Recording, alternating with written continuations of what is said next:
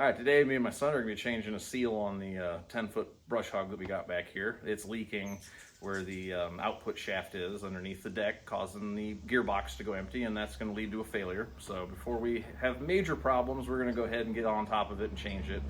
I'm not sure how exactly heavy this thing is, this assembly. It's got the Stump jumper that's 1/2-inch plate, you know, pretty big size, plus the blades hanging off of it. Definitely heavier than I wanna make this one to try to catch. So I've got a pretty slick little contraption that I came up with, so I'm gonna go ahead and share it with everybody. Hopefully make this a 1-person job or a 1 3/4 person job. Let me show you what I got going on here real quick and we'll get to it. So after you pull your cotter pin and the spindle nut, you've got this giant assembly to deal with, and it is heavy. Kind of fun, likes to stick on the splines. I was prying on it, beating on it with a hammer, ended up just rattling it really heavy with the cordless impact, and it just dropped loose. So I left, you know, a good 1/2 inch of threads on there so it didn't just fall on the ground.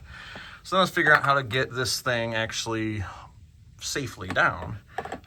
Me and the boy came up with this idea, and what we ended up doing was a couple 2x we had laying around. They're probably 5 foot or so. And I ended up making pockets, as you can see, about 6 inches wide.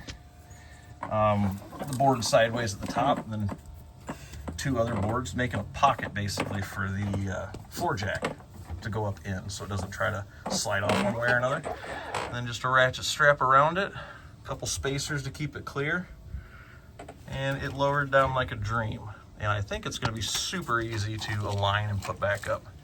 You could probably do this by yourself, but with 2 people, 1 on each side, kind of lining it up, rolling it back and forth, I think this is gonna make it so much easier. This one's got the Grizzly 2 gearboxes on it, and what it actually has to hold the seal in place is this nice plate. It's protected. 4 3/4 inch bolts holds it on, and obviously just tap your seal out the other side. I threw a little black silicone on to make sure it doesn't leak from the seal itself, and a little wheel bearing grease to help it slide back on.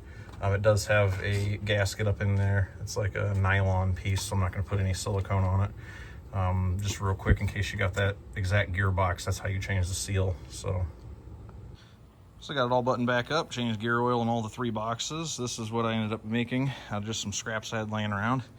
About 5 foot, like I said, about 1 foot apart. And then I ended up putting these little pieces just to hold the plate through a ratchet strap around it. Worked out great.